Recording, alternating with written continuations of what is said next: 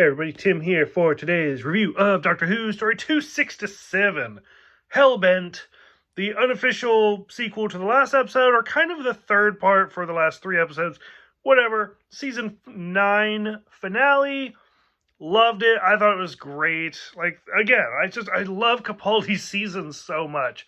And I thought Moffat really did good. I really enjoyed all of it.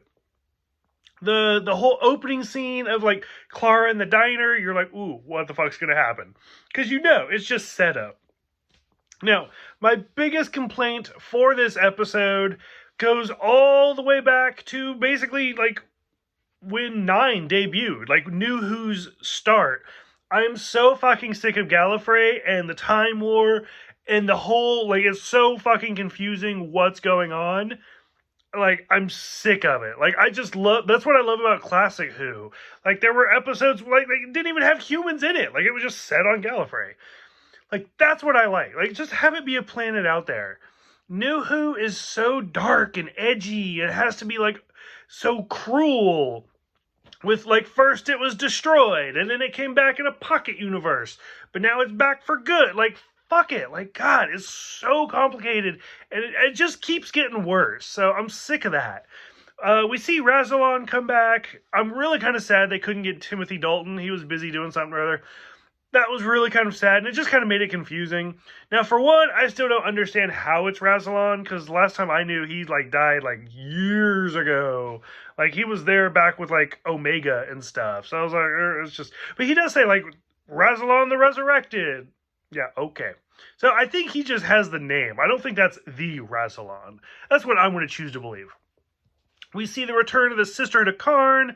Once again, like, from my favorite 4th story, The Brain of Morbius. This is, I think, the 3rd time we've seen them, as far as, like, New Who goes. And so, like, I'm still wanting, like, I want a whole episode of just them being on the with the Sisterhood of Karn. Would be fantastic. Especially with 13.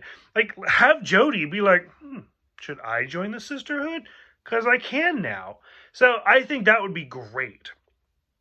We see the General, like, turn into a woman in this one, which is the first time we actually see it on screen, kind of, because we know the Master became Missy, so we know it happens.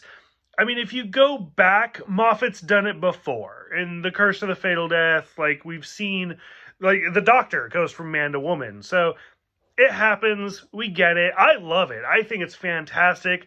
I love that the Master did it. I love that this General did it. I love that we'll see 13 later. Like, one of my favorites. So I'm super excited for that. So I'm loving it. We hear about the Cloister Wars. I want to know more about that. Fuck the Time War. I want to hear about the Cloister Wars. We see Daleks in this. We see Cybermen in this. We see Weeping Angels in this. It's a Moffat episode. Of course, we're going to see all of these people. We hear a little bit about the president's daughter and stealing the moon, and he's like, that's actually not true. It was the president's wife. It was the president's daughter, not his wife, and I didn't steal the moon, I lost the moon. Now, that goes back to what Missy said, where she's like, I knew him back in the Cloister Wars. I knew him when he stole the president's wife, or he stole the moon and ran away with the president's wife. I knew him since he was a little girl. Which one's a lie? So clearly that's the lie. And again, a little bit of a spoiler, the Timeless Child, the Doctor being a little girl, makes sense. I'm fine with it. I love it. I can't wait to get to it. So we get that. We find out that the Doctor was in his little Groundhog's Day prison for 4.5 billion years. Like, literally can't even comprehend that.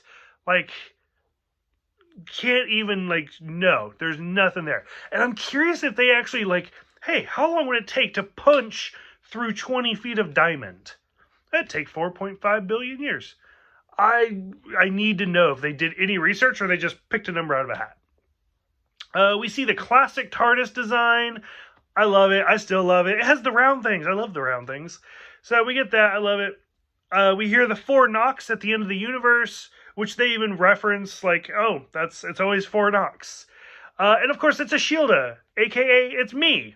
So I still love her. Like, and her, like, running off with Clara at the end in their little TARDIS, I need a spin-off. Like, I want a spin-off of the lesbian lizard with her wife and their pet potato.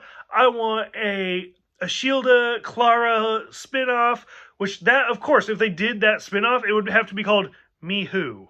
It would have to. Like, and I'm sure there's Big Finish. I don't give a fuck about Big Finish right now. I just want to watch these two women, like, doing shenanigans throughout the universe. I need it. I have to have that. We find out that it's not necessarily half human, half Time Lord, because Ashilda also kind of hints to that. Like, why are you so obsessed with Earth, Doctor? No, and it's just Clara and the Doctor working together. That's it. Fuck that. It's dumb. But I need that spin-off. Why is that not a thing?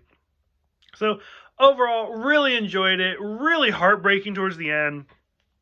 I do love how they comment. Like, it's the same diner that we saw in, like, the Impossible Astronaut. Like, the continuity is off the charts. It's fantastic. I love it. Overall, I had a blast for season 9. I really, really enjoyed it. So I'm curious what everybody else thinks. Go ahead, let me know. Thank you guys for watching. Thank you for subscribing. I'll see you guys next time for the Husbands of River Song.